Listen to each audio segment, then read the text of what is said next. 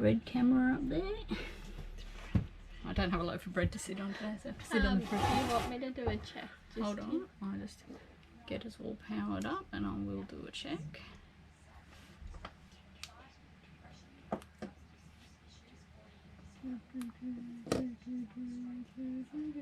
Are you turned on? I don't know. I don't think so. There's a little side button thing on the side, a green light comes on, you're turned on. Little button on the side that says power. You push it and the green light comes on. See it there? Under the fliff. Do I have to press the rec button? No, you don't have to do anything. It can record without being sent to the system, but we send it direct to the system. So pop him on, let's hear you. We're waiting on you, Mr. Investment Trader Portfolio Dude. Give us a test when you're ready. Okay. If it goes on, I can't get it on. Why? Don't know. Talk. It's not locked on. It is locked on, just talk. Hello, hello, hello, hello, hello, hello, hello. That's very loud in my ear, so I think you'll be fine. Just don't fiddle with it while you're talking.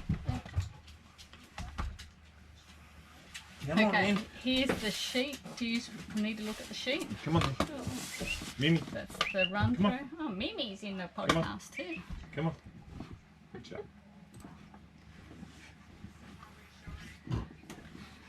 Big burp. Are you podcasting too, Mimims? Rightio, are we ready? Yep. Test, test. Do you want to test? Yes, can you hear me? I can hear you. I can hear you. Maybe get rid of the dog if it's gonna go. Okay, and we are going in 3, 2, 1.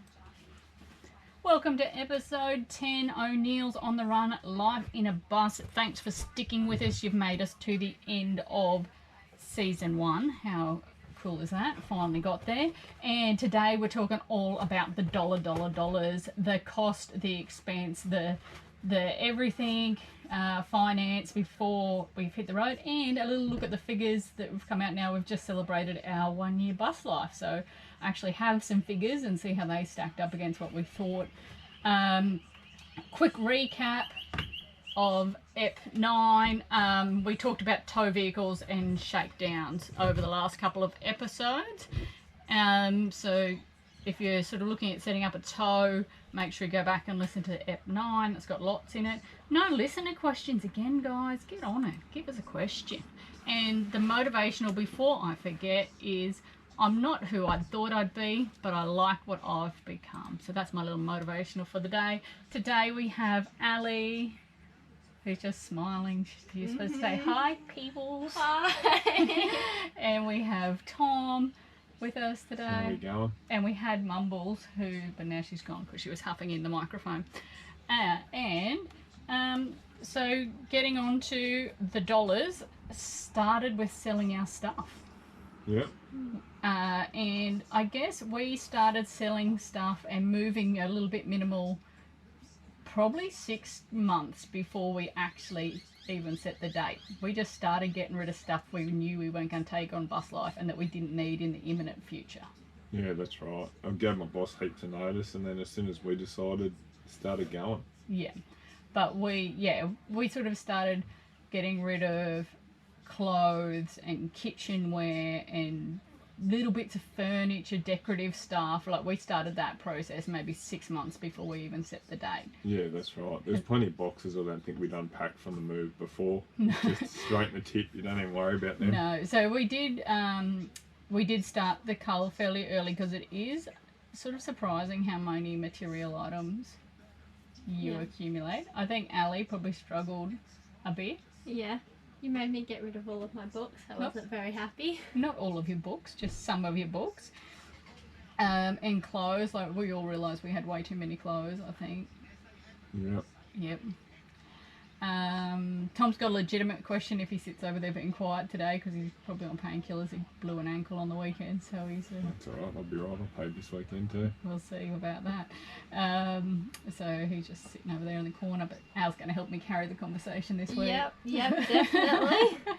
So yeah, selling our stuff, I thought it would be a little bit hard getting rid of some of my possessions, but I actually found the whole process quite therapeutic.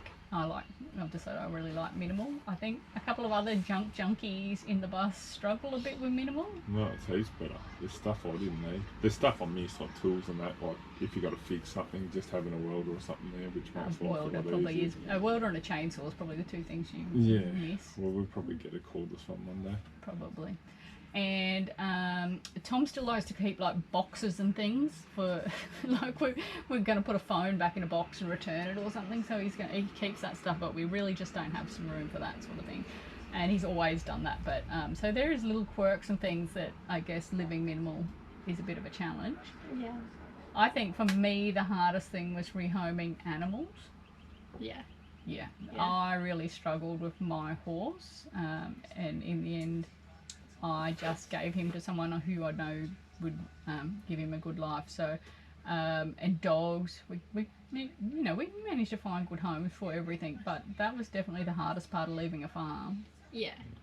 And some of the dogs we probably could have taken, like my little Jack Russell, but especially with Buster, that he was quite prey driven and we probably would have ended up in trouble. But like there's a few of them we could have taken.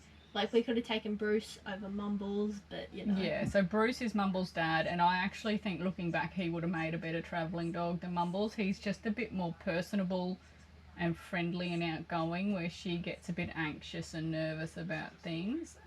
So we probably went the wrong way there, but then Bruce was very easy to find a home for because he was personable and he was a good work dog, and he's sort of a sought-after line and a proven dad. And so it was a little bit tricky, especially coming off farm, because we had horses and dogs and dairy cow, well, not marmalade but calves. So we had quite a lot of pets to rehome. What about you? Just working dogs? There wasn't that many dogs. I think there was 4 when we decided we're going to. It's not hard to get rid of.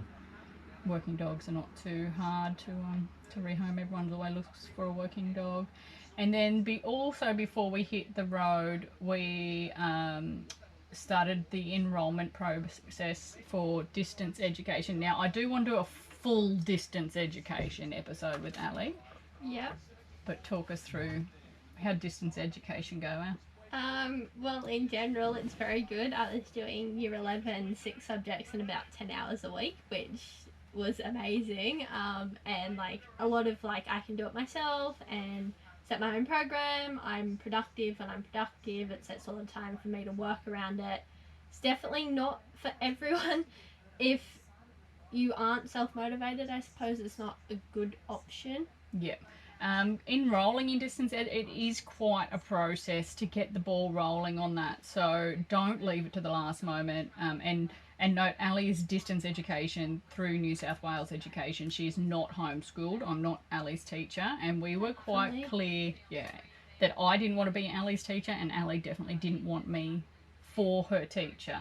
So distance ed was our choice, and it also means she can get an 8R and a university score and all the stuff that she needs. So, but if you're thinking of doing this, get in and start asking questions and going through the process, because it took us about 3 months from starting the paperwork till we got the clearance that she could actually do distance ed. For secondary school, there's a lot more hoops to jump through than primary school. You should have been a homeschool teacher. No. We'd have a leading YouTube video. There would be domestic and someone would be dead. Yeah, actually, the video of me doing a rant last week was our most watched video on YouTube. It's not swimming or the ocean or dogs or anything. It's me losing my plot at UPS. So, you know, we could have had an angry mum. We always say we're going to make an angry bus driver YouTube channel for Tom, and we're just going to put snippets of him. It's more likely to be an angry mum than an angry bus driver. Snippets of Tom losing his shit in the traffic while driving his bus, but maybe I would have been a bigger hit. Teaching Ali, you wouldn't be. You would have had more incidents. And then sort of on that education front, we all upskilled before we hit the road. So in the 6 months leading up to it, what courses did you do, Tom? barista, safe handling of food, safe handling supervisor, RSA? RSA, RSG. Yeah. Yeah, and I haven't used any of them. Not yet, no. No. But that wasn't more for jobs. That was more that we were going to do. A coffee ban. Yeah. But I think it's good to upskill. So, and then I did the barista safe handling of food RSA. I didn't do my RSG. Didn't do my RSG. And Ali, you did the Safe handling of food course. which Ali's actually used twice to get a job so far. So 3 times. 3 times. So the safe handling of food Ali's used. And then I also was working in a caravan park, so I'd learnt booking systems and caravan park front office skills. So that was a good thing to have. And I went and got my MR license so I can drive the bus, but that also makes you slightly more employable. Tom already has, what's yours? HC. A heavy combination license. So we did sort of set off with skills that made us employable, especially in some more remote areas or harvest trail sort of jobs, that sort of stuff. We set off with some skills, and we will every week. I've been popping up a little bit of a video what we did for work this week, so keep an eye on that. You'll see us using our skills. But so we do get a lot of questions about how we earn money, and there is a full ep that's going to come about how we earn money on the road. Because we do get a lot of questions about that. And then from there we talked to a financial advisor. Tom and I went and spoke to a financial advisor, and we pretty much just laid out our thoughts, didn't we? Yeah. She didn't sort of, she just said, just be aware that if you're going to do this lifestyle, you may be working till you're 70 to pay for it. Yeah. And we just talked about contingency funds and things. So we came to the decision that we should have 3 months of money in the account, or try to keep 3 months of the money ahead in the account at all times, which for us, we said 20 grand was the figure we picked on that. Then we wanted a contingency fund. So if the bus shit its pants and we needed to buy a ute or rent short term or something, you know, if something Emergency fund. a contingency fund, yeah. And we decided the figure we needed for that was 50,000. So that would buy us a vehicle and a caravan, or you know, that would get us out of a pickle, 50 grand. So we took that and we locked that away in. It's an interest-bearing account, and a high interest-bearing account, but it's not locked away in term deposit or anything. So we can access it whenever we need it, and it does earn decent interest, so it does something. We had an investment house that we sold, and then we took the profits from that and put it into a shares account. Yeah. And these shares have sort of, well, it's been an up and down year, but, you know, on the whole, shares have been pretty stable, and just recently Tom started trading a little bit more, getting a little bit more confidence and a little bit of knowledge, and Not overly. More It's arrogance. pretty confusing, the market. yeah, so, and maybe that's something we'll discuss further on, but yeah, so we do trade a little bit with shares, that sort of, and we don't use the share income money to fund our everyday life. At this stage, we're just growing that shares portfolio, we're trying to grow that shares portfolio. We're not tapping into those funds. And we've just passed our 1 year bus life anniversary, so I can actually run through a few of the figures, and we can have a little bit of a chat about what 1 year in a bus actually cost us. So total income, we didn't include Ali's income, but Tom, me, shares, not shares, interest and dividends, we're coming at 82,320 for the year. Yeah. So, I mean, that's not a great two-person income, but it's not a horrible We two-person didn't work 12 months of the year. Like, we didn't work the whole 12 months. No, what do we work about? Barely 5 months in 6 total. probably, I reckon. 6, 7 months. Yeah. I reckon we worked for that. And our total expenses come in at 67,916. Now, that gives us 14 grand up, but we're definitely not 14 grand up in our account because we bought a jet ski. Yeah. We done the ute train changeover. Yeah. What else did that 14 grand not include? That's probably it, actually, Yeah. pretty much. Yeah, the changing from the motorbikes to the ute and the fit out, we didn't put those costs in. look at that as an asset rather than a income and expense. And the jet ski, which is going to be sold, fingers crossed, very shortly, so that will come back in to the account, but we don't count that as an income or expense either. But all the regos and changeovers and stuff, they are all expenses. So yeah, out of that I earned 34,000, Tom earned 46,000, and we earned just over $1,000 in interest for the year. Now, going down through expenses, I sort of worked on it was going to cost us $50 per night for accommodation if we stayed in a caravan park. It did not cost us $50 a night, so we got jobs where accommodation was provided, or a site was provided, and we did a lot of other camping, not caravanning. And so let me just grab my figures on that. So we spent 167 nights powered, 14 nights unpowered that we paid for, 184 nights free or accommodation provided, and we spent a total of $5,922 on accommodation, which I reckon is pretty good. Yeah. Compared to what do I renting a budget? house. Yeah, and yeah, so it actually worked out $16.22 per night was our average accommodation charge. So you definitely can't power a house for that. So I think we've done pretty good there. And cheapest, obviously we did lots of free camping. And our most expensive, who knows who the most expensive was? It's probably the one before we got to... Well, was it Barra. Barra Club? Barra Crab was the most expensive unpowered we did. It was actually Kingscliff on the Gold Coast. Oh, there you go. The other one would have been close on the way. Hideaway Bay, yeah. Kingscliff was 67 per night, and Hideaway Bay was 62. Yeah. So they were very close. On top of that, we travelled 6,585 kilometres in the bus. So that's how far the bus moved. We'd done heaps of other Ks in the Navarra and the Gulf before that. So we did 6,585 Ks in the bus, and we averaged 22.1 litres per 100, which I'm pretty happy with. It's better than I thought. It worked out $3,338 in fuel for the bus, but we've spent $5,405 in fuel for our auxiliary vehicle, so a lot more there. The cheapest fuel we come across that we put in the bus, because I only wrote down the figures for the bus, not the Navarra, was $1.80 at Costco Boolaroo. Yeah.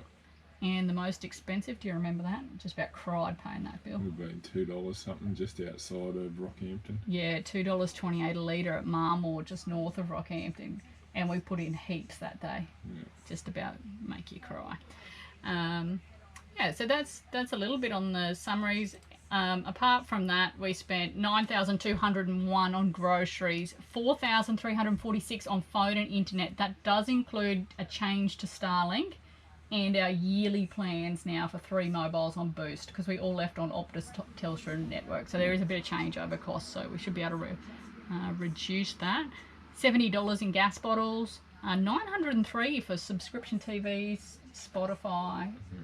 That's probably not too bad in the scheme of things. Ali's school was $381, so that includes postage and anytime we have to buy like things for food tech or printing or that sort of stuff, printer cartridges. Maintenance and repairs, $6,374. That includes a change to lithium batteries, a new air conditioner, a new generator, new fridge. Yeah. So that's sort of some, and just bits and pieces that we've done along the way, dog chains and little latches and catches and little bits of, so that's not too bad. Mumbles herself did cost us $1,007, the large part of that being de-sexed after she had a little romantic tryst in Bowen. Yeah. That was a whole thing. Bad figure, we spent $8,742 on coffee and takeaway food, nearly as much as the whole grocery bill, That's alright. Because Thomas is overly fancy. and loves a good coffee. I was surprised that we come in at $2,988 for booze. I'm not too bad at that, so that's less than $300 a month. Yeah. The teenager sitting here beside us mouthing alcoholic. She's not saying it, but she's mouthing it. I reckon that's not too bad. That's not too bad. The one out of the blue that no one else gets is $1,816 for racehorse fees. I don't think there's anyone else travelling Australia that has racehorse I'm fees. sure there is. I haven't found any yet. but that's a different one on there. And then outside of that, what do we have? Not much really.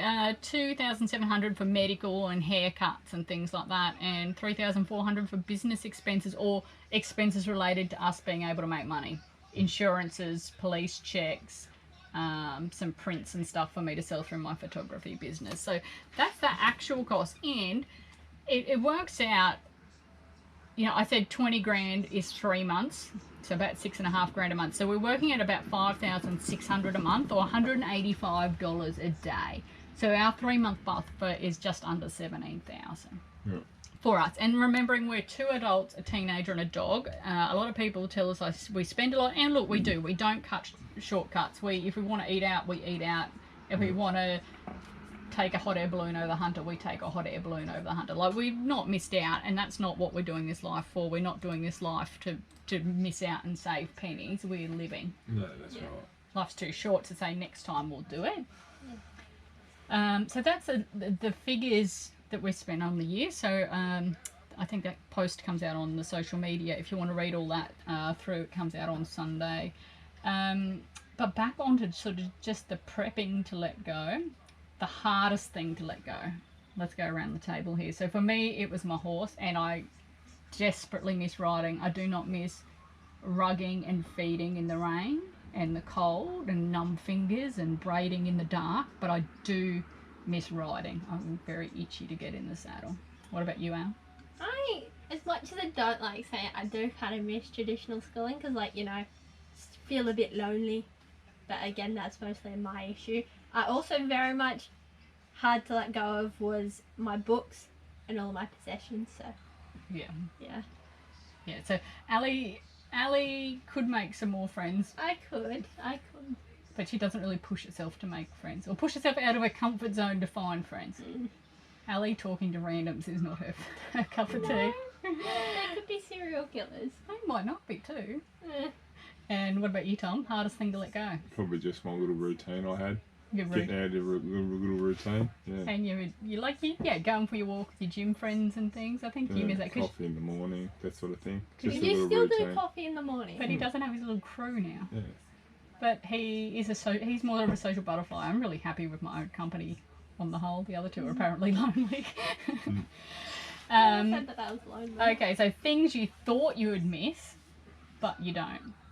I thought we'd miss farm life. I really thought I'd miss big spaces and no neighbours and veg. I do miss gardening a little bit. We've sort of rectified that. I do some paid gardening now. So yeah, I thought I'd miss the house, but not really. You just miss not hitting your head. Yeah, that's what I miss. Whack my head every day. It's driving me bananas. And what did you think you'd miss, but you don't? I don't know. You don't know? I know. What did you think you'd miss? A lot of things, and I do miss a lot of things. You miss people? Not really. You miss you just said it before. School. But she does miss that. Do you miss like your peer group as much as you thought? No. Poor peers. Actually, Ali actually spent some time with her peers the other day, and she's like, I feel so like mature being away from them, and then when I come back into the group and spend some time with them, I realise they're maybe not so as mature and smart as I thought they were. Yeah. So sorry, Ali's friends, if you're listening. I haven't told them about the podcast, but I never will now. And what do we actually miss? Ali misses school. Well, I never said I miss school. I miss the forced proximity of it. I miss space because I feel like I'm going insane in here, and Thomas is an a-hole. Ali misses privacy, and I think we all do miss privacy a little bit. Yeah, that'd be the main thing. Yeah. Moving this close to a teenager. And a teenager this close to her parents. So yeah, we do miss our privacy a little bit. That's probably the biggest thing, living in a small space. Have we got a bus life fun fact for the day? No. Got one now? No. You don't? I was the first bus life fact, thank you. Yeah, she can blow a toxic fart with a Makita blower vac. There you go. She was the first one. And Tom's got no jokes for us today. I think that's us. Enjoy your Thursday again. Yeah. So that brings us to the end of our Preparing to Travel podcast. I'd love to hear your thoughts on anything we've discussed so far. Season 2, we'll just keep going on Thursday, so it'll be next week. Next Thursday will be our next episode as per usual, but it's going to be Season 2 and we're going to hit the road. Yeah. So less planning, more travel, and then we'll throw in some random things like a full episode on distance ed and stuff like that as we travel along and working on the road. And so we might do a couple of travel and then a couple of factual ones and a couple of travel. Good luck. I hope you all just didn't hear that on the radio, but Tom just gassed us all out of the bus. Yeah. I'm gonna walk away. Apparently Tom's ass had a bus life fun fact that we all needed to know this week. Yeah. Okay guys, on that note, I think we're done. Thanks for joining in. See you all again next week when we hit the road. Jesus Christ, I'm sweating. Yeah, me too today. You want to come down the air conditioner, Mimi? Thanks for joining in, Smellsy. Go to bed. Come on, let's go, let's go, let's go, let's go. Even if it is the only bully, Thomas.